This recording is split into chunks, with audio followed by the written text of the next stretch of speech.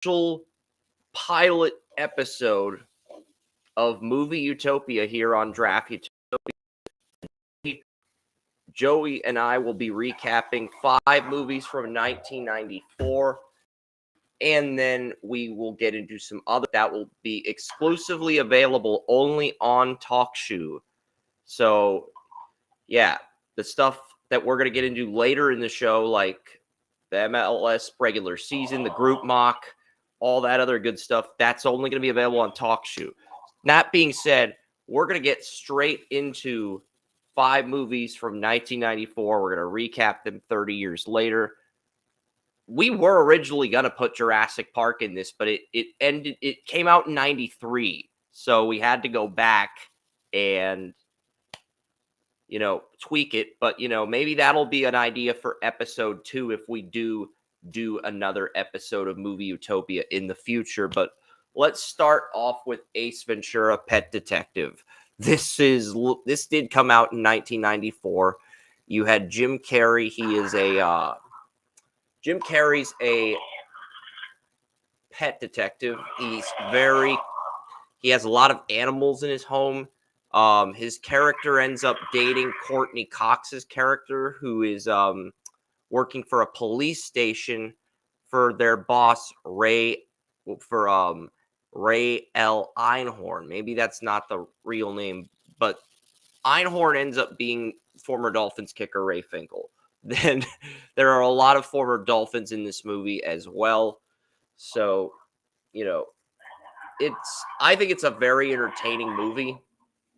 And the 5 movies we're going to talk about today: Ace Ventura Pet Detective, Shawshank Redemption, Pulp Fiction, Forrest Gump, and Lion King.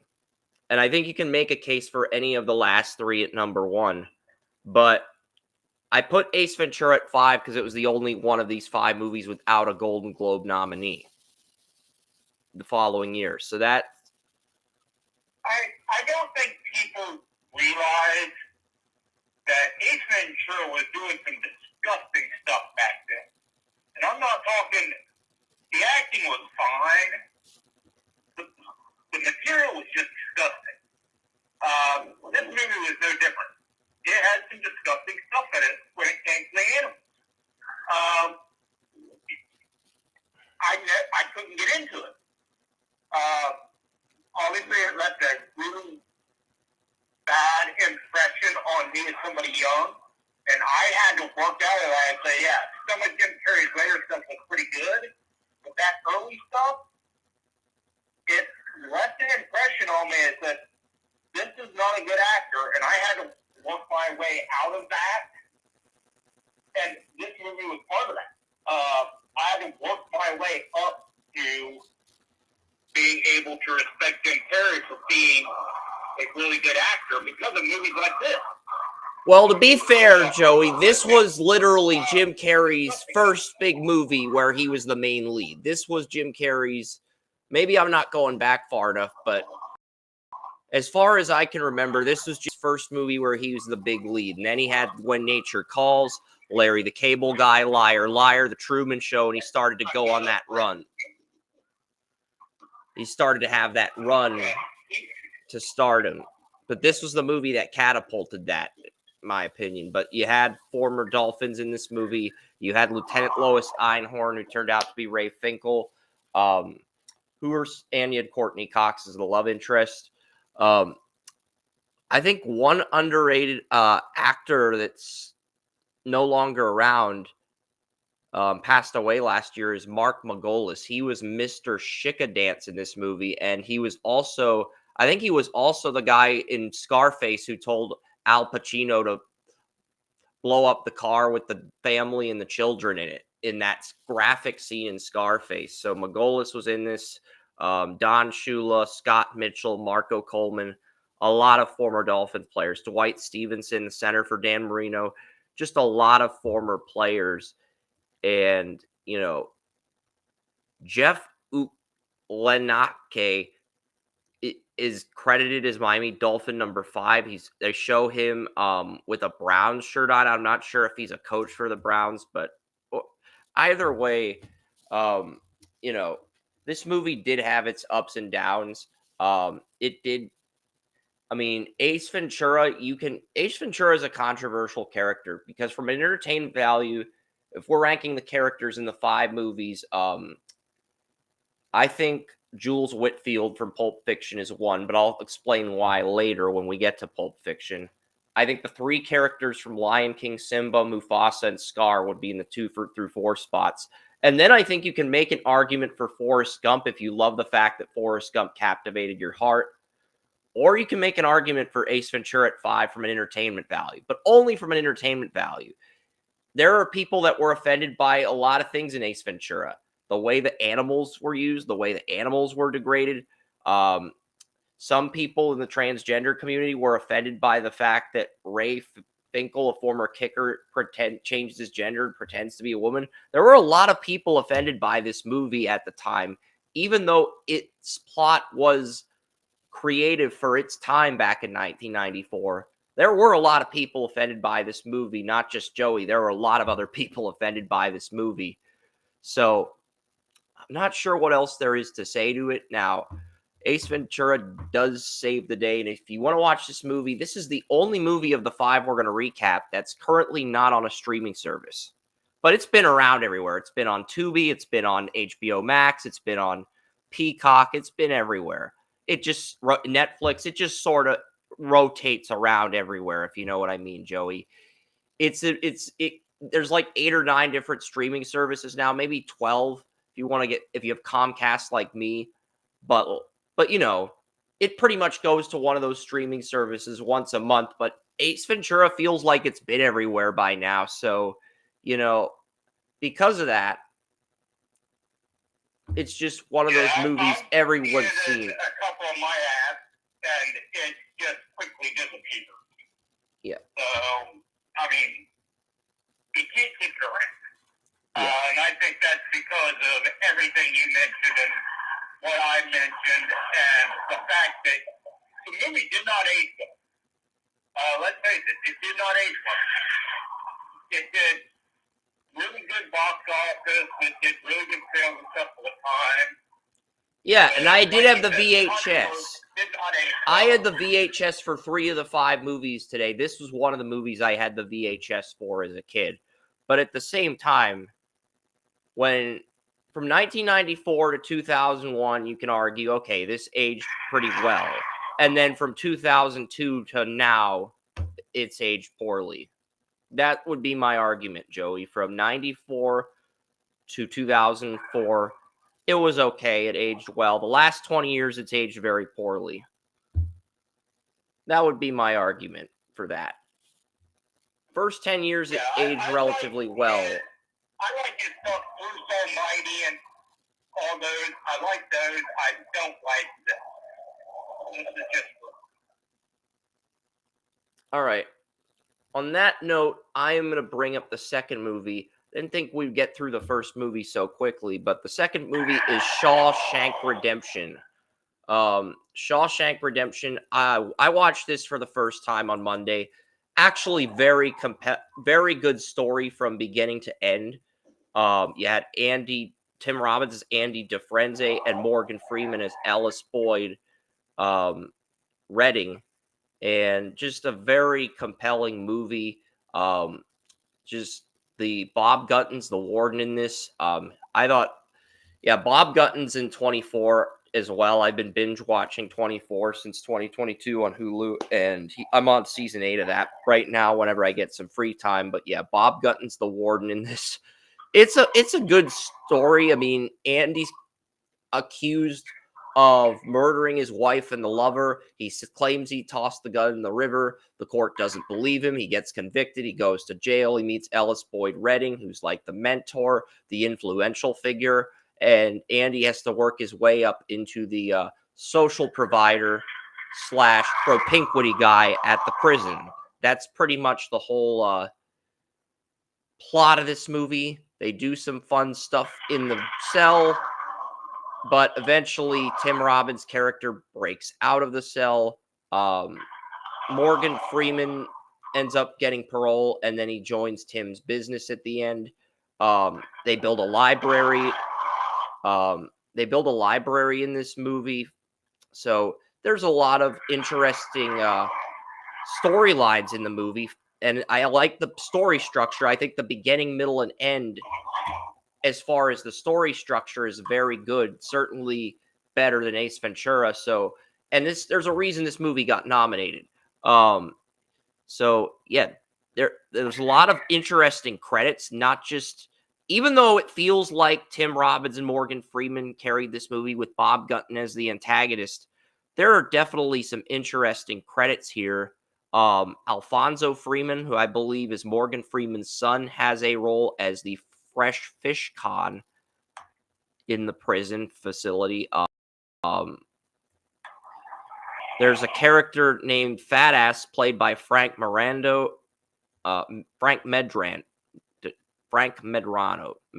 Okay. John Horton is the judge in this. Some of these actors are just before my time. Like, I don't even know them. You probably know some of them if I said them. Dana Snyder, who ended up playing Master Shake in Aqua Teen Hunger Force, made a cameo in this movie, but his role in the movie is not specified according to the Google cast for Shawshank Redemption. So, yeah, this movie was, I didn't like it myself, but the acting was spectacular, and there was, as you said, there was a lot of stories to it, which I appreciate, because I see so many movies today that come out, have no story, and everybody's like, oh, that was the greatest. It's like, I don't even know what it was about. But this had some good stories. It had really good acting. I mean, the acting was spectacular. But it was just one of those movies that wasn't my cup of tea. yeah. But I can appreciate what it was, what went into it, and the story that it was, and the great acting. Yep. And if you want to watch Shawshank Redemption, folks, it is currently available on AMC On Demand if you have Comcast like myself. So, just throwing that out there. Next up, this is hard because I think we're in agreement. Ace Ventura 5, Shawshank Redemption 4. You can honestly make an argument for Pulp Fiction, Lion King, or Forrest Gump at number 1, just based on the quality of all three movies. I ended up going Pulp Fiction 3, Forrest Gump 2, and Lion King 1 by the slimmest of margins. Because even though Forrest Gump was outstanding, it captivated your heart, so did Lion King. The reason I went with Lion King at number 1 over Forrest Gump was because of the soundtrack, Joey, from the 94 animated movie.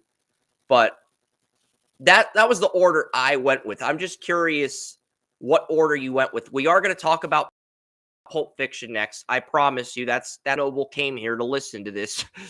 To listen to us talk about Pulp Fiction. But I ended up putting it at 3 because, 1, I don't like how the story structure is from start to finish. It's a great movie. The scenes in Pulp Fiction are incredible. I'm not taking anything away from the movie. The acting's incredible. The directing's incredible. But I think the story structure for Forrest Gump and Lion King is better, and I think Lion King's soundtrack gives it the edge and the W over Forrest Gump. That was my thought process when breaking these movies down. The thing with Pulp Fiction was, I really didn't understand it. I mean, the acting was great, the scenes were great. But that's one of those movies that's like 2000: A Space Odyssey. I had to watch that movie several times before I got it because the structure was all over the place. It was. And I never actually got Pulp Fiction. And the scenes... I never actually got Pulp Fiction. And that was the thing. It was everything was well done. I mean, it's a cult classic for a reason. I mean, it has a massive cult following. Everything was well done. I just don't really understand it. Even because I've seen it a couple times trying to understand it. And as I knew this was coming up, I knew Pulp Fiction would be in it. And I was going over my mind, okay, how can I put this together? And I to this day, I still really don't understand the movie. I can say I really like the acting. The scenes were well done. Some of the scenes were a little bit off-setting. But it's called Pulp Fiction for a reason. But, you know, I can appreciate all of it. I can like all of it. I don't really understand any of it. But I can appreciate it. They did everything well. So I can't really argue that it's much better than any of the Ace Ventura crap. I think its graphics and such were done better than the directing was better than a lot of movies of that era. It was just, Yeah. I found it a little bit disappointing. Quentin Tarantino's Pulp Fiction, people in Hollywood called Quentin Tarantino's Pulp Fiction his magnum opus. So yeah, it was incredible. But the story structure it was, is... anything with Quentin Tarantino, you know you're going for a ride. Yeah. That's the thing. Quentin Tarantino was the quintessential, okay, let's sit back and this is always going to make some type of weird sense. This was one of them that made no real sense. But it was, you could tell it was Tarantino. It took you for a ride. Whether you understood it or not, it took you for a ride. And that's basically all Tarantino right there. He always had that ability to draw you in. It's like, it's one of those things where you just come in, I have no idea what the hell's going on here, just freaking on. And that's kind of what Pulp Fiction was. Like, I don't understand it's great, but here's the thing. A lot of best movies, they have good story structure from start to finish. And Pulp Fiction has incredible scenes. But the story structure of the movie, the events are not in chronological order. So that's really why it's hard to keep up with everything, why it's harder to process everything, and why I had to go back and rewatch it. And I'll admit, out of all the movies on this list, the one movie I've watched the most, I think I watched, because I had Lion King, Forrest Gump, and Ace Ventura on VHS as a kid.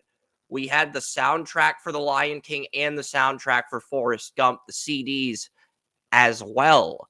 So what we didn't have, Pulp Fiction I never heard about until like 2014, 20 years after the movie came out. But I think I've watched it 100, maybe 200 times since then. So I have watched this movie the most of the three left on the list. I should, but I still don't. Like, I mean, I have some of the lines memorized. I think Jules Whitfield's the best character of every character in all 5 movies. I think Whitfield is the best overall character. How calm he is under pressure and how he's able to navigate through really tough situations. You know, there's just, and it's a great movie. You have Uma Thurman's in it. You have the dancing scene. I do think this movie, though, it explains why Tarantino's always been one of the greatest storytellers, actors, everything else in Hollywood, because when he is 100% on, you get some of the greatest movies of all time. And even when he's a little off, like in Pulp Fiction, you still get a cult classic that's considered one of the greatest of all time. You know, so yeah, and Quentin Tarantino did star in this movie. Quentin Tarantino did star in this movie. He was Jimmy at the end of the movie where Vincent Vega, John Travolta, and Jules Winfield, they go to Jimmy's house. He is Jimmy in the movie, and I'm not going to reveal spoilers because this movie is available on HBO Max. If you have HBO Max, you have the app, you have it on your cable, you can watch Pulp Fiction there. But I am going to go through the cast, this incredible cast. I think if we're ranking the movies by cast alone, you can make an argument for Lion King or Pulp Fiction at 1. With directing, I think it's between Pulp Fiction and Forrest Gump. I like the soundtrack, but I don't love the soundtrack. I think Forrest Gump had an outstanding soundtrack, but it didn't have an excellent soundtrack like The Lion King, but we'll get into that later. I'll go through the cast here. You have Tarantino, John Travolta, Samuel L. Jackson, Uma Thurman, Bruce Willis, Tim Roth as Pumpkin, Christopher Walken, he's Captain Coons from the military, Harvey Keitel. That's just the first row of actors and actresses in this movie. You have Ving Rhames as the antagonist, Maria de Medeiros, Fabienne, the woman who is with Bruce Willis in the movie. Amanda Plummer is Honey Bunny. Eric Stoltz, Lance, he's the drug dealer. Tim Roth, Pumpkin, Pumpkin and Honey Bunny are the two robbers, I believe, in the movie, because the movie opens up with the robbers at the diner. Well, I will say this about the acting. Didn't Travolta and Samuel Jackson have great chemistry? I mean, they look like they've done 100 movies together. And yeah. Up to this point, I don't think they've done more. I mean, they had some really great chemistry, together. So, yeah. I will say that, I'm not even done mentioning the casting. It is. Steve Buscemi, who was in a bunch of shows on HBO and Showtime, was in this. Rosanna Arquette was in this as Jody. Peter Green, Paul Calderon. Just going through some of the other. Frank Whaley, he was Brett. Just going through some of these names here.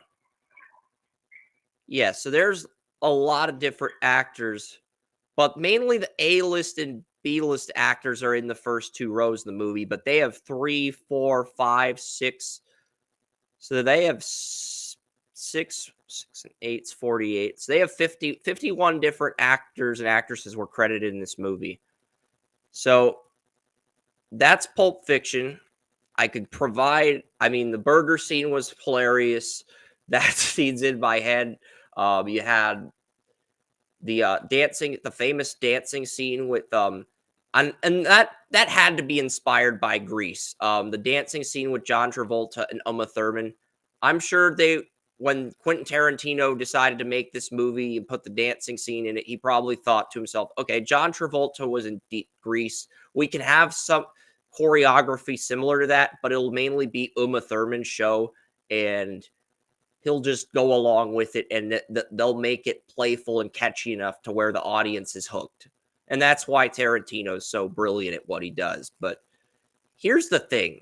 Samuel L. Jackson and John Travolta both have commercial deals with Capital One. They both have incredible chemistry. I think they were both in a Capital One commercial together when Travolta was Santa. Why don't they do a Pulp Fiction Capital One commercial? You have the two guys, the lead guys that were in it, and you could do, if I were in charge of Capital One's commercial department, I would do a Pulp Fiction commercial for March Madness this year. I would. You have the guys to do it. And you can bring other people from the Pulp Fiction movie. I think they've done Pulp Fiction type commercials before. I just don't think it was for Capital One. They should do that for the tournament this year, because you could split it up into you could split it up into like a 6-part commercial. Yeah, you could. You could split it up into like a 6-part commercial and air each part of the commercial during one round of the NCAA tournament. That's what you do here, and branch it out. Yeah, I think it was a Super Bowl commercial in the mid to late 90s when it was still red hot. I think it was like 30 seconds, and then it just got overshadowed by the other commercials. Because during the 90s, they were Super Bowl commercials for the thing. It's like, you can look up 90 Super Bowl commercials, and they'd still be hotter than a lot of Super Bowl commercials of today. So, but I think they did one, a 30-second commercial or whatever, in one of the later 90s. I think that's the only commercial they've done together. No, they did a second one for Capital One, where John Travolta was Santa, and Samuel L. Jackson almost cusses in the commercial. And then John jokes that Samuel's been on the naughty list this year and says ho ho ho. That was a few years ago. But those are the only two commercials I believe they've done together. Yeah, it's like I agree. There is a market for that. If you did a Pulp Fiction commercial for Capital One, there is a market for that, and you could do like 6 stories, 6 short skits. They would. Samuel L. Jackson, John Travolta. Honestly, the thing is, every year during March Madness, instead of doing something creative like a Samuel L. Jackson, John Travolta Pulp Fiction commercial, every year they have Samuel L. Jackson and Charles Barkley traveling the country doing something ridiculous. Honestly, it would be kind of funny if Charles Barkley accidentally snuck into the studio of it's Pulp Fiction 2, but it's a gag. It's not, they're not actually making Pulp Fiction 2. It's just like a recurring gag for the commercial during the tournament. And he sneaks into the movie set by accident. And then he finds John Travolta and Samuel L. Jackson and the characters they're playing. And it just turns into some crazy ridiculousness. Because that's what they've been doing the last decade during March Madness is we get a Capital One commercial with Samuel L. Jackson and Charles Barkley, and it turns into ridiculousness. That's basically what it's been each year during March Madness. Yeah, and they've been good. And well, I don't want to give Capital One any marketing ideas because, you know, they're a credit card company. They typically do that, and they make they beat. I would say what would be better than Charles Barkley finding out that Pulp Fiction was real, and those two guys have actually been working behind the scenes that entire time, and he just happens to walk in on it, like, they break his that would be funny. Yeah, and you could bring Ving Rhames in and be like, he's Marcellus Wallace, and he tells the guys, leave my nephew Charles alone. And Charles is in the commercial with Ving Rhames, Travolta, Samuel L. Jackson. There's a lot of ridiculous things you could do. You could have a second commercial. You remember when remember the shooting scene with Bruce Willis and Ving Rhames? You could recreate that, but then Charles Barkley's in it too, and they're all trying to run away from the cops or something. I don't know, some stupid thing. Nobody gets harmed, but they can make that into a continuity that would fit with Pulp Fiction because let's face it, Pulp Fiction was kind of all over the place, but they did it so well that they can make Charles Barkley. You fit into it really well. Because I think Charles Barkley, one of the things, I don't think he wants to do it outside of a commercial, which is really short. Because, you know, if he doesn't want to do something, he doesn't do it. But he, in the few short roles that he's had as an actor, he's actually been pretty good. yeah. I think he's a good actor. I think he'll fit well into the Pulp Fiction universe. I think Uma Thurman was in the Santa ad with John Travolta where he puts Samuel L. Jackson on the naughty list. Uma Thurman was in that Capital One ad too. So Uma Thurman's got some experience with the Capital One commercials.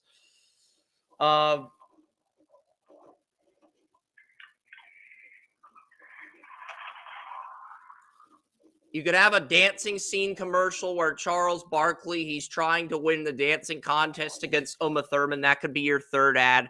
There could be a fourth ad with Bruce Willis and Maria de Marinos, and it looks like they're going to hook up the ad, and then Barkley goes, keep it in your pants, Bruce, and then the ad ends. That'd be your final four ad. That'd be your banger. That would not be your opening ad. That would be your closing ad, but it would be money. That's what I'm saying.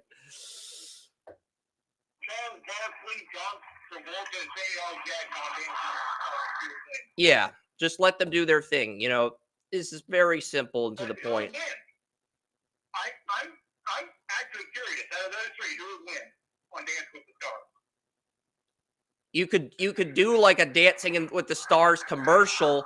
Those three and Uma Thurman's character Mia Wallace, and the judges decide who wins. No, you're right. That would be a better Final Four ad because it's the Final Four. You have Travolta, Jackson, Charles Barkley, and Uma Thurman. They're all dancing like in the place.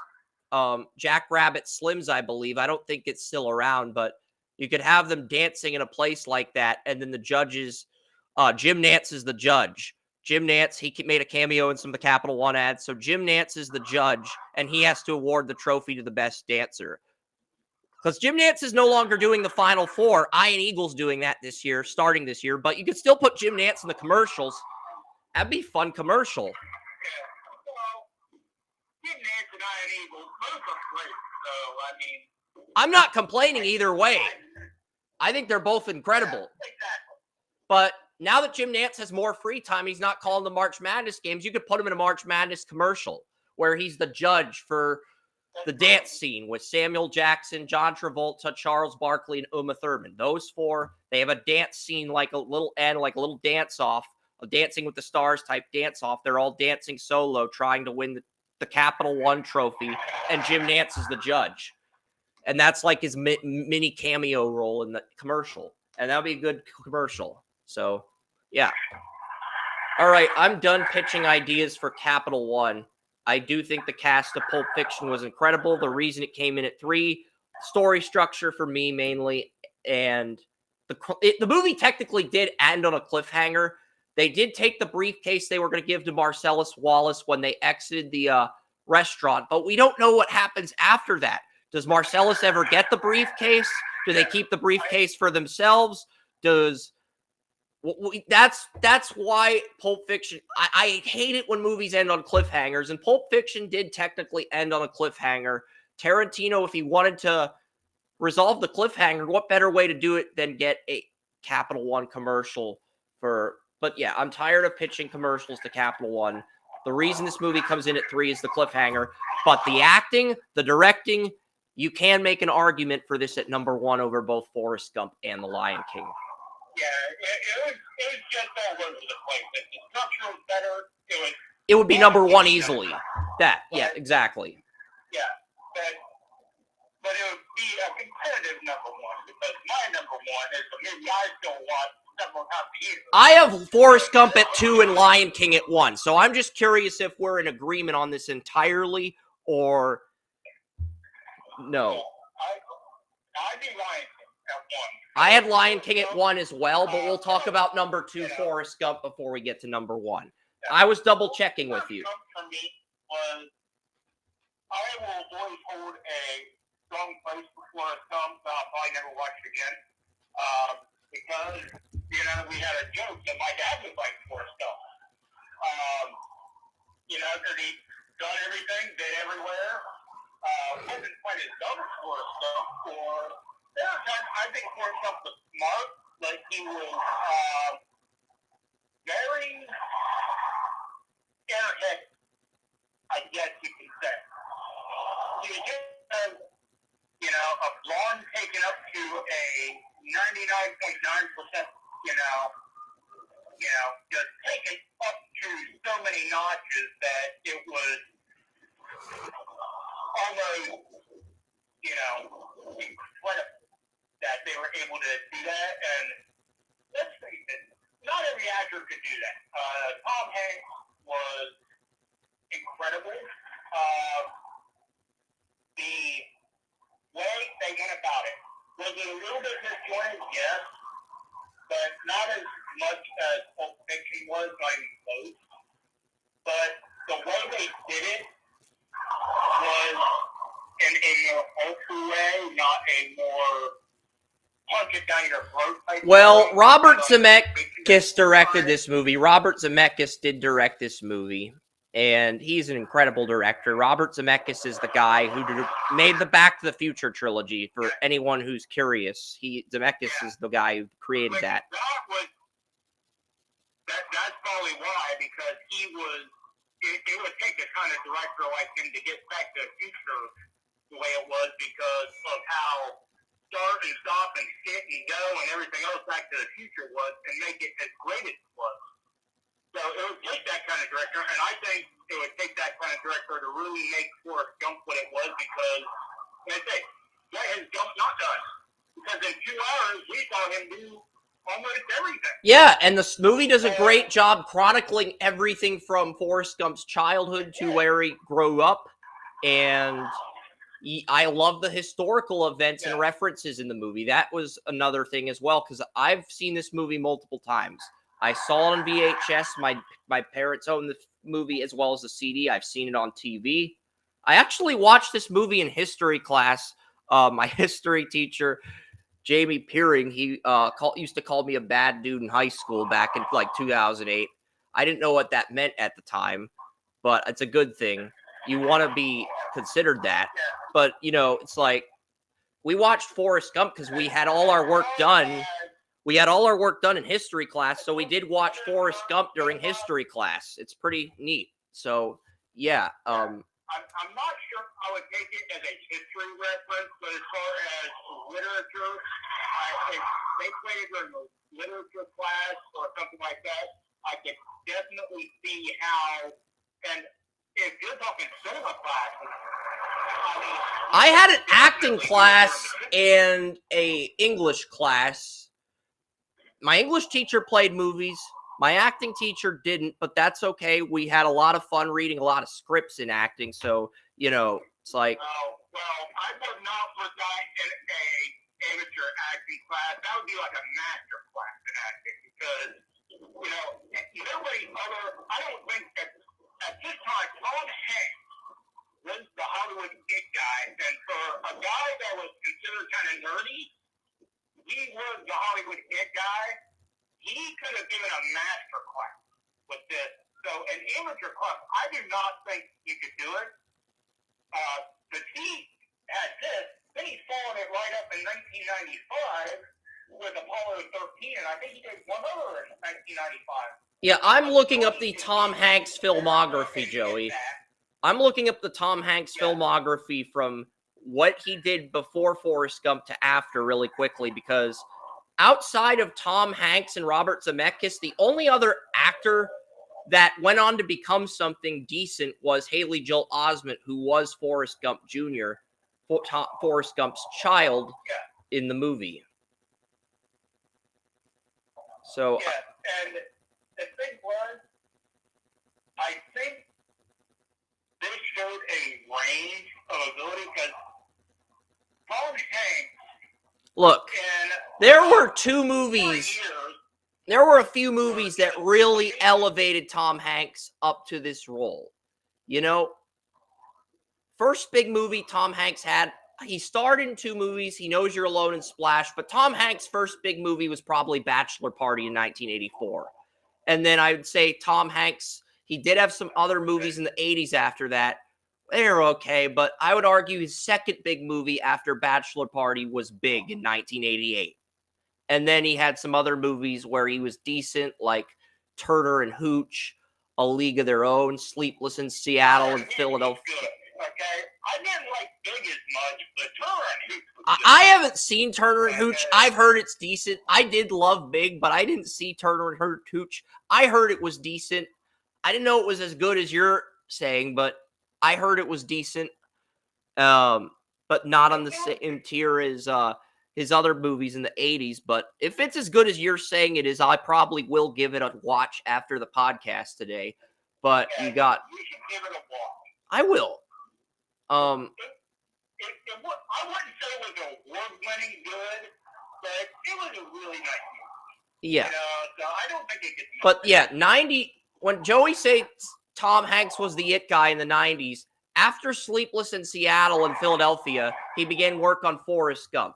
Then he did Apollo 13, and after he did Apollo 13, he did Toy Story. Toy Story came out right after Apollo 13. So Tom Hanks had that big run with Gump, Apollo 13, Toy Story. He was Sheriff Woody. Tim Allen was Buzz Lightyear. So he had that big run, and that was probably the peak. Now, yeah, you're right. That Thing You Do was 96, and then Saving Private Ryan. I did see You've Got Mail. It was okay, but it was trash compared to his star movie, like Forrest Gump, Apollo 13. I can understand You've Got Mail because it was like, oh, Email just It was, came out. yeah, Email just came out. I did enjoy the movie. I thought it was a good movie. But as far as overall quality, compared to his best movies in the 90s, it's a bad movie.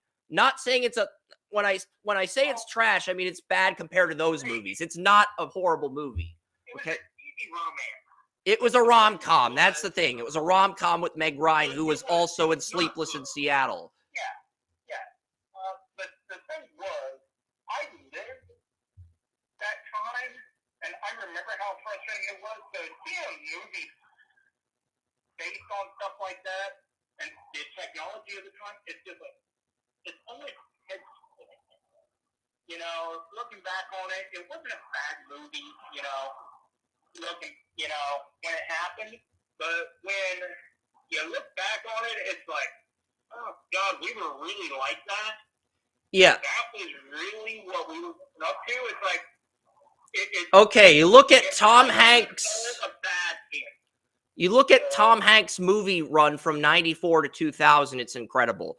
Forrest Gump, Apollo 13, Toy Story, That Thing You Do. He was the director, screenwriter, and main actor in That Thing You Do. Saving Private Ryan, You've Got Mail, Toy Story 2, The Green Mile, and Castaway. That was the run for Tom. That was a big run for Tom Hanks. That's big reason why Joey calls him the 90s guy, because I don't think that type of run in acting's been replicated.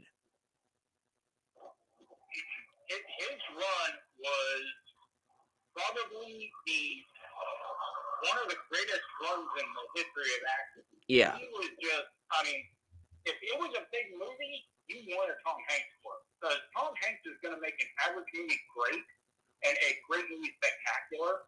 But if you're looking at, and let's face it, You Got Mail, it was an average movie. Tom Hanks made it good. Exactly.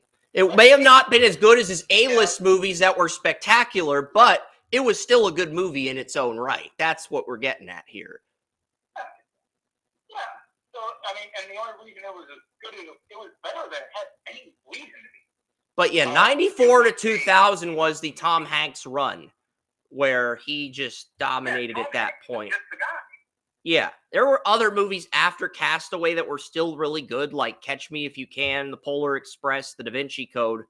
But it really feels like after 2006, that was the peak for Tom Hanks. After 2006, there were still some other movies like Toy Story 3, 4, 5.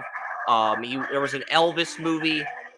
Well, they're reportedly making a fifth one. I don't think they should make it personally, but like there was a Saving Mr. Banks movie, Walt Disney, and Tom Hanks was still good in these roles, but the quality after The Da Vinci Code for Tom Hanks, it just feels like the quality of movies he's been in deteriorated immensely. But he's still good in his roles. Well, actors regurgitate. It's like everybody was really never Channing Tatum a few years ago. He had like 2 years where he was the it guy, and that was it. He was not, it wasn't sustainable. So to be sustainable as the it guy for like 6 years, that's amazing.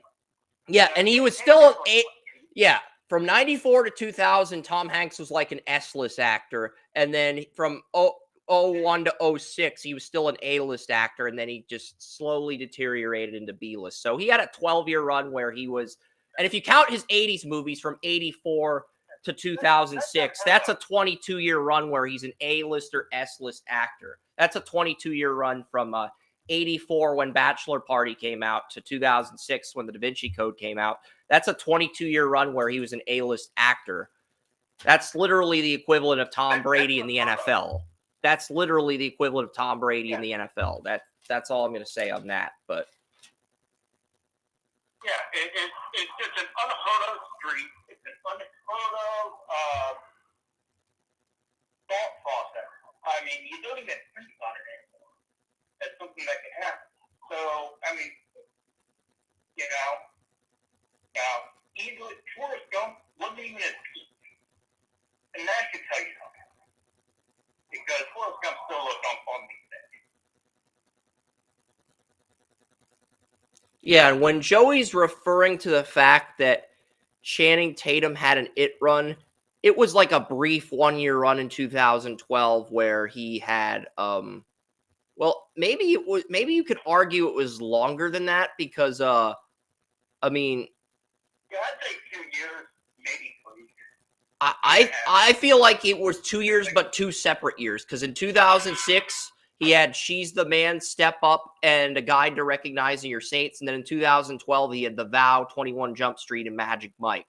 I think he was the it guy in '06 and the it guy in '12, and then everything else after that's just whatever. But before I get to that, what was Channing Tatum's first movie role? You should know this. I've got the answer in front of me, but I want you to take a guess. I'll tell you the answer shortly, and then we'll get to the Lion King. Mike?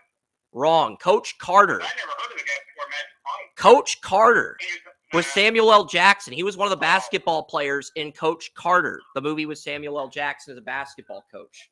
That was his first role. Yeah, I thought it was an okay sports movie, but it was meh compared to Hoosiers. Gene Hackman, which was just great. I started watching it, but I fell asleep during it. But I heard it was an incredible sports movie.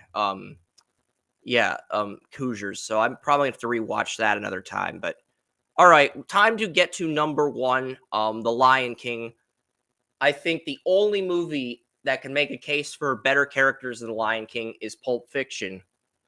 But even then, I would still argue that 3 of the top 4 are Scar, Simba, Mufasa. I think you can make a case for Nala, Uma Thurman, or Jenny. Well, I can't put Jenny in my top 10. I know there are some Gumpers, some Gump fans that want to put Jenny in the top 10. I can't do it. For me, I think you could make a case. I think you can make a case for Courtney Cox's character in Ace Ventura because their character was very classy, even though there's been some news about Courtney Cox. I'm not going to get into this on this podcast, but let's just say it's less than, it's not the type of news you want to be associated with. Let's just leave it at that. But yeah, I think you can make a case for Nala or Uma Thurman at 10 on this list. So that just shows you the acting and the side characters in Lion King, like Timon and Pumbaa, Rafiki, Zazu, just incredible characters. And the way the directors brought it to life, they had Rob Minkoff and Roger Allers. They co-directed Lion King. And Rob Minkoff was originally offered to direct Beauty and the Beast, but he wanted creative control over the movie. So Disney said, no. We're not going to give you creative control.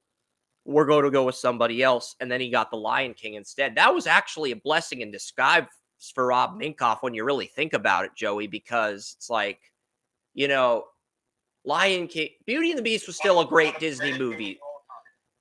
Look, Beauty and the Beast, I'd put that in the top 5 Disney movies, but Lion King's the GOAT. Lion King was the first movie I saw as a kid. I've seen the animated version. I've seen the regular version, the remake. The live action remake is actually bearable. It's good, which is rare to say about Disney live action remakes. That's pretty. They created a second movie with Lion King 1.5 from the perspective of Timon and Pumbaa. So it's so good that Pumbaa actually became a focal point of a second movie that happened at the exact same time and showed you everything that was happening that you didn't see in the first one. That should tell you how good Lion King. That soundtrack, that voice actor, the best of everything they possibly have in it. Yeah, you had Jeremy Irons as Scar, James Earl Jones as Mufasa, and Broderick as Simba. Rowan Atkinson, the actor that played Mr. Bean, was Zazu in this movie as well. I did not know that, but that's very interesting. And here is when you realize that Simba's dad was Darth Vader. Just to let you kids all in on that. Yes, Simba's dad was Darth Vader. And Darth Vader's son was Ferris Bueller. Just throwing that out there. Matthew Broderick was Ferris Bueller, so I'm just saying Darth Vader's son in the movie Lion King was Ferris Bueller. Okay. Yeah. So Simba and Luke Skywalker are brothers. Yeah. There you go. Simba and Luke Skywalker are our brothers. Yes. And for any of you out there that aren't nerds, James Earl Jones played the voice of Darth Vader in the song. Yeah. So I do want to look at.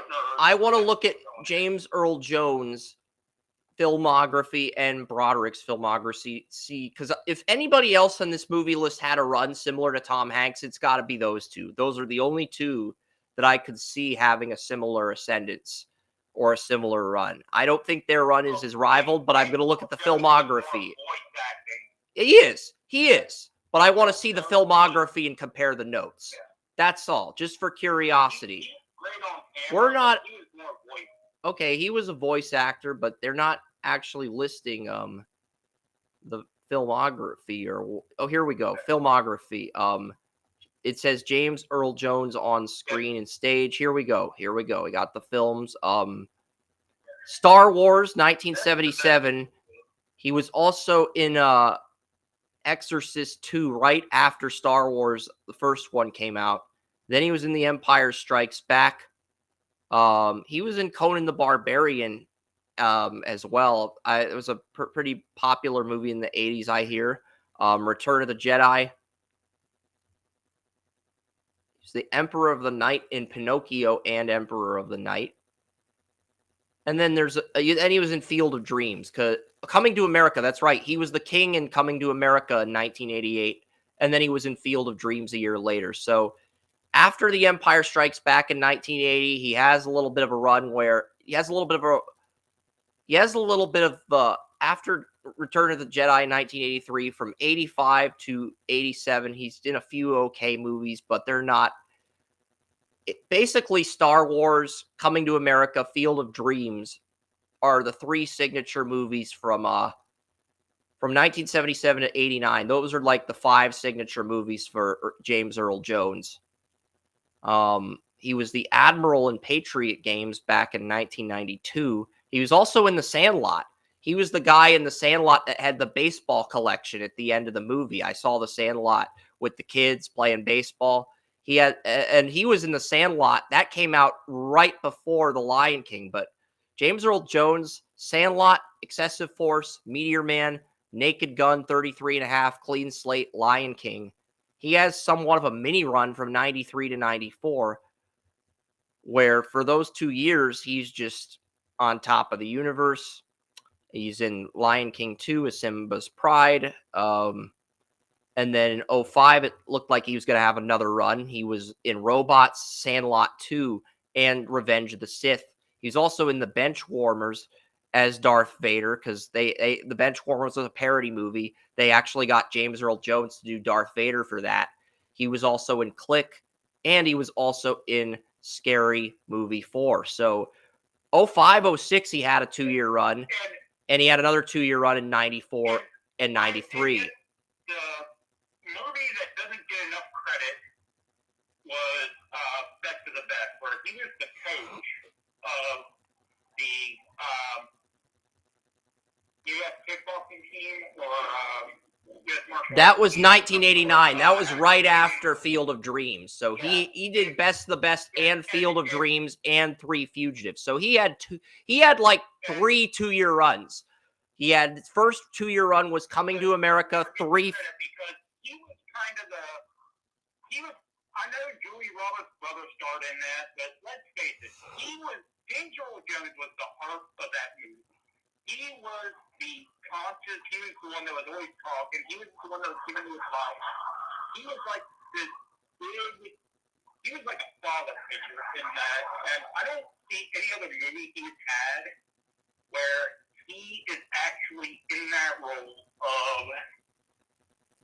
teaching, training, giving advice, life advice, and other things.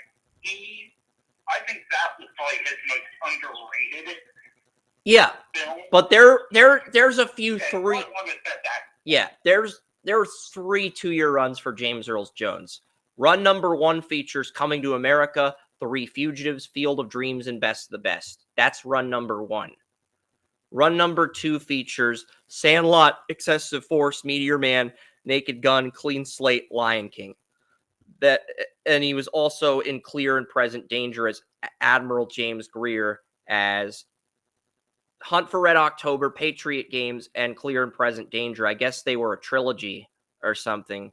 So he had 2 really big runs in he had 80 and 89, 93 and 94. And he had another 2-year run in the 2000s where he had Robots, Sandlot 2, Star Wars Revenge of the Sith, Benchwarmers, Click, and Scary Movie 4. He was the narrator in Scary Movie 4. And that's pretty much he was also Darth Vader in Rogue One, and he was in Coming to America 2. He was in The Lion King. So he had he had a 4th run, Lion King remake, Star Wars Rise of Skywalker, and Coming to America. There was a sequel to Coming to America, and he was in that as well. So he had 4 2-year runs as far as acting goes, and he's still alive today. He's still going. I think with Lion King, as much as I think he was most underrated, was Best of the Best. Lion King was, let's just be honest, Lion King as a whole, between the voice acting and the soundtrack, the story told, how you can branch off into other aspects of the movie to get other perspectives, so on and so forth. One of the greatest movies that was ever put together. It was, the directing was spectacular, the voice acting magnificent, how they were able to, a lot of it, people don't know this, a lot of it was from different cultures. You do see things like Buddhist culture and such that are prevalent within Lion King. It is an incredible blend that would be difficult to replicate. So in that sense, Lion King may be... Lion King 1.5 came out in 2004. You had Lion King 2, Simba's Pride in 98, and then Lion King 1.5 came out in 2004 as a direct-to-DVD. So, reason I know that is because I can watch on Disney Plus. So you have a Disney Plus account, because Forrest Gump is available only on Amazon Prime, and Lion King is only available on Disney Plus. So you can watch the top 2 movies on this list. I don't have Disney Plus. I know a friend who has it. I have HBO Max. So I can watch 3 of these movies: Forrest Gump, Pulp Fiction, and Shawshank. Paramount Plus, Peacock, Amazon Plus, Disney Plus. I do not have Paramount Plus. I don't have Paramount Plus, but I hear it's amazing. Oh yeah, watch all my Star Trek on that one. The Star Trek catalog is worth Paramount Plus in itself. So there's that. Look, you look at Matthew Broderick. There was a brief period. I mean, he had 2 hit movies in the 80s. Like, his first 5 movies were Max Dugan Returns. War Games was his 2nd movie. That was a huge success. 1918, Lady Hawk. And then his 5th movie in 86 was Ferris Bueller's Day Off. So, Matthew Broderick, and then he had Lion King about 8 years later. So he had like 3 signature movies. He had a little bit of a run in 98 with Godzilla and Lion King 2, Simba's Pride. But, and he wasn't bad in Election, but Matthew Broderick's career, it really went downhill after Inspector Gadget came out in 1999. He was Inspector Gadget. I feel like that movie plummeted his career to a degree, because we haven't seen him in anything. Well, he was in the B movie, I guess, with Jerry Seinfeld, but was doing animation, voice animation, his experience, I guess. But, you know, he really wasn't in anything. I feel like Inspector Gadget, that movie freaking destroyed Broderick. It basically took him from an A-list to a C-list actor. Because he was in a lot of good stuff before that. And Inspector Gadget was an absolute abomination. Whoever put that movie together, I mean, he should never have worked again. There was no amount of great acting that was going to save that. David Kellogg directed that. David Kellogg. Yeah, David Kellogg directed Inspector Gadget. It was not. There was no amount of great acting that was ever going to save that movie. Honestly, I don't think there was any amount of great directing that was going to save that movie. It was just a horrible. I'm looking at what he's directed. So things that been directed. He directed a Playboy video Playmate calendar from 1981. Working for Hugh Hefner. Directed the Lionel Richie collection. Yeah. He directed the Michael Jackson Dangerous, the short films documentary. He directed Lionel Richie collection. And he directed Inspector Gadget. So he directed some okay documentaries. The only two movies he directed were Cool as Ice and Inspector Gadget. That's it. Those are the only two movies he directed. Now, while his movie resume is... Yeah, his movie resume is horrible, but his music videography resume is actually quite exceptional. He directed Sing Along with Blue Man Group and Dave Matthews. He directed the videography.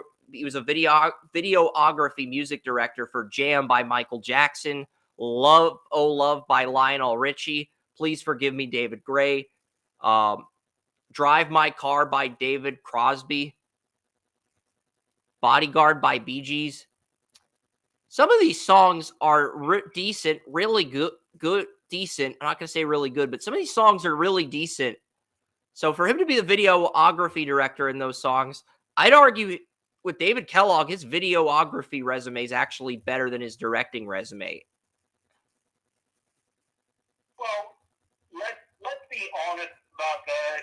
If you hire a videography director, somebody who does music videos, somebody who does calendar shoots, videos, music videos, stuff like that to do a movie, it's probably not because you're talking about a director that's used to 3 minutes, 30 seconds for a pop, maybe 30 minutes, and you're asking them, hey, make this 90 minutes, 2-hour thing work. That's probably not going to turn out too well. So, the hiring for that not exactly great, which takes me back up to the top, where I say, Inspector Gadget, no amount of directing, no amount of acting is going to say that. Because somewhere, way up at the highest peak, somebody screwed up. And that movie never should have been made. Yeah, but I'm just curious. I am going to go back here. It was written by Carrie Ellen and Zach Penn. The thing that came out of that movie was the actress who played Penny. I think she went on. Katie Kooku was in this? Outside of that, I think so. She played Penny in Inspector Gadget. No, Michelle Trottenberg. Michelle Trottenberg, not Katie Kooku from The Big Bang Theory, was Penny Brown, but Michelle Trottenberg was in this. Yeah. She was. She went on to a really nice career. Yeah. She was. Oh yeah, Michelle Trottenberg. She was the She was the girl in Harriet the Spy before she was in this. Yeah. Yeah. She was also Buffy the Vampire Slayer, Dawn, Buffy's younger sister. That was created through a temporal something. Andy Dick was in this movie. Andy Dick, who's been roasted on Comedy Central, he was in this movie. Ugh, this cast is just awful. Universal Pictures at one point had an option on the film rights to the animated TV series in 1993. Inspector Gadget moved to Disney when the film studio bought out Deke Entertainment. So Universal Studios dodged a massive bullet because they did own the rights to Inspector Gadget, but when Disney bought out Deke Entertainment, they acquired the rights to Inspector Gadget. So, and David Kellogg was hired by Disney because of his better known Adventures of Seinfeld and Superman commercial and his Vanilla Ice film Cool as Ice to direct the movie. That's why they picked David Kellogg. Disney did. Okay, Cameron Diaz. Brendan Fraser was the main guy for Inspector Gadget, but he turned it down to work on George of the Jungle. Smart. Cameron Diaz turned down Brenda Bradford to play in Any Given Sunday. Smart. Yes, I'm putting my thumbs up on the live stream. So Brendan Fraser and Cameron Diaz did not let this movie destroy their careers. It was not. Other actors that were considered for Inspector Gadget before Broderick got the role were Kevin Kline, Steve Carell, Tom Hanks, Tim Allen, Mike Myers, Jay Moore, Jerry Seinfeld, Mel Gibson, Dana Carvey, Michael Keaton, Adam Sandler, and Robin Williams. So they had a bunch of guys. I'm guessing all of those guys turned it down. And Broderick ended up 1, 2, 3, 4, 5, 6, 7, 8, 9, 10, 11, 12, 13. So Matthew Broderick was the 14th guy on the list. And the other two finalists that lost out to Broderick were Chevy Chase and Steve Martin. Honestly, I could see this working with Chevy Chase. If you let him be edgy like he was in Caddyshack, I think this movie wouldn't have sucked as badly. I'm not going to say Chevy Chase would have saved this movie, but it goes from being a 1-star to a 2-star movie if you had picked him instead of Broderick. Yeah, because let's face it, that's the type of stuff that Chevy Chase did for a living. Yeah. And so he has done so many of those type of corny, No, because Steven Spielberg. No, because when Universal had the rights to this movie, they were considering Steven Spielberg. And Spielberg's two choices for Inspector Gadget were Chevy Chase and Steve Martin. See, you should have let Spielberg direct this movie. And what? You think Martin would have gotten it over Chase? I amend my statement. If Spielberg would have been the director, he might have saved it. But it would have had to have been Spielberg directing to save that movie. I mean, all-time great director. And look, and Spielberg's choices for the villain, the Gadget Mobile, Eddie Murphy was considered the front runner for the Gadget Mobile, according to Spielberg, and the villains were Tim Curry, James Earl Jones, William Dafoe, Jack Nicholson, Jonathan Lithgow, Tommy Lee Jones, and Dennis Hopper, Dr. Claw. So, if you had gone with Chevy Chase and Jack Nicholson, I think this works. And you have Spielberg directing it. This works. This is probably a 3-star, 4-star movie if you had done that instead. Well, that's a completely different movie at that point because, it's completely different. Yeah. Because Spielberg would have thrown out 3/4 of that script.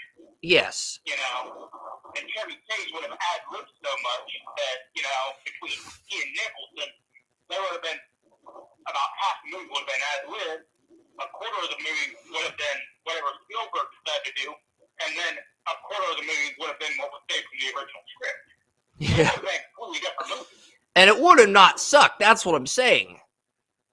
After a test screening, post-production, After a test screening, the film was cut to 78 minutes from the original 110 minutes. So that should tell you all you need to know. Yeah, they cut over a quarter of the movie on test screening. I don't think I've ever seen that. That's just like, I don't think I've ever seen that. Yeah, 10, 15 minutes usually a lot, but within acceptable limits, from what I understand. You're done 40 minutes off of it. That's a shit show. So yeah, what we've learned from today's episode of Movie Utopia, you can watch 4 of these movies on streaming services: Shawshank Redemption on AMC. You can watch Pulp Fiction on HBO Max, Forrest Gump on Amazon, and Lion King on Disney Plus. Tom Hanks had the greatest run, one of the greatest runs, arguably one of the top 10 greatest runs in acting. Maybe I actually say top 3 to be, but I don't know where I would put him compared to other actors. James Earl Jones, Matthew Broderick were amazing in Lion King.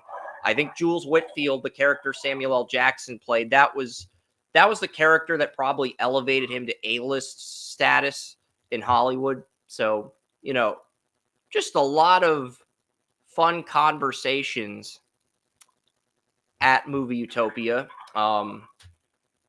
Just a lot of And we also learned that anything with Inspector Gadget's name on it should be burned and never seen again. Exactly. And the only reason I brought that up is because Matthew Broderick, just mentioning some of the actors in these movies. Rowan Atkinson, I do want to see if he had a run really quickly here.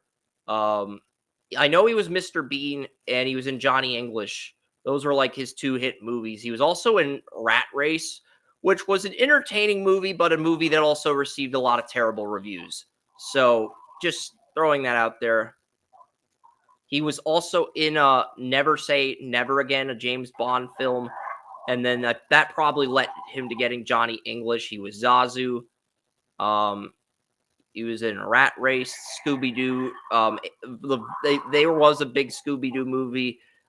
Bean. So he was in some okay films. I think he's mainly known for his Mr. Bean and Johnny English roles. But hey, I mean, I do think Atkinson's a great actor for his time. So, all right. But yeah, pretty much Lion King had an incredible cast. Pulp Fiction had an incredible cast. But yeah, Joey and I ended up agreeing on the top 5. Ace Ventura Pet Detective. Number 4, Shawshank Redemption. Number 3 was Pulp Fiction. Number 2, Forrest Gump. And number 1, Lion King. We are going to be signing off on Restream, but hey, I did post a link to the full podcast on TalkShoe, where we will be discussing other epic sports content, like the MLS season beginning today, the group mock draft on Facebook, and we'll also be discussing why the Edmonton Oilers need to go all in at the trade deadline, and who are the 4 or 5 teams that have a legitimate shot to win the 2024 Stanley Cup entering the trade deadline. So we'll look at that. But you have to go over to TalkShoe to get that, because we're not going to be airing that segment on the show on Restream, guys. This is mainly a pilot for Movie Utopia. So see you guys over on TalkShoe. Peace out.